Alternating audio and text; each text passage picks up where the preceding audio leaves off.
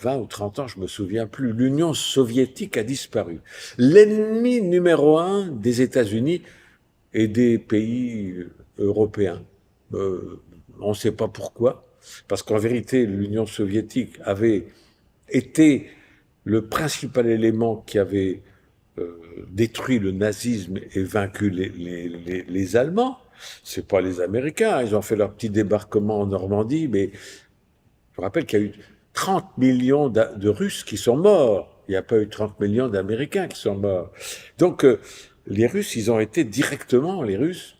Et puis, tout soudainement, parce que les Américains s'y sont employés, le communisme s'est effondré et l'Union soviétique a disparu.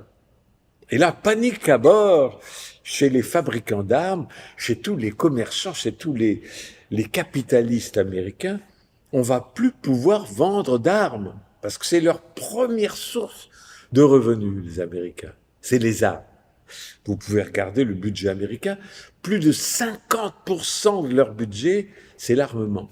Ça veut dire que plus de 50% des biens générés par les citoyens américains va chez les fabricants d'armes.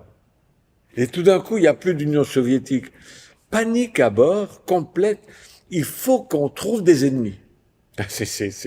On marche dans la tête. Hein. Il faut qu'on trouve des ennemis, sinon on vendra plus nos armements. Et ils ont fabriqué des ennemis, la Libye, l'Irak, l'Iran, et maintenant, suprême, la Russie, qui n'est plus communiste, la Chine, qui n'a de communiste que le nom. Je vous rappelle que la Chine, c'est le pays du monde où on vend le plus de Rolls-Royce, hein. Il faut le dire et le répéter, et où on vend le plus de Ferrari. Ça s'appelle la Chine communiste, mais c'est le pays le plus hyper-capitaliste du monde. Mais Chine communiste.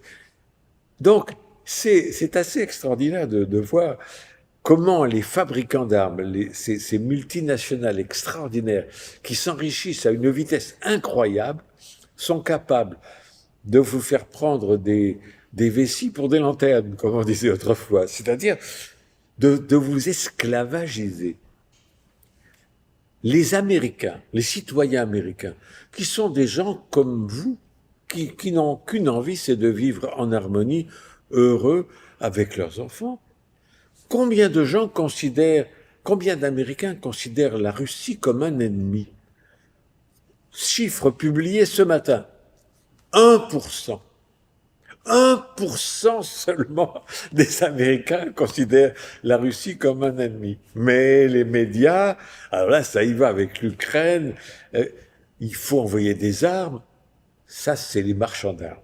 Les marchands d'armes qui ont esclavagisé les populations du monde pour s'enrichir. Et c'est malheureusement le cerveau pensant qui a créé tout ça.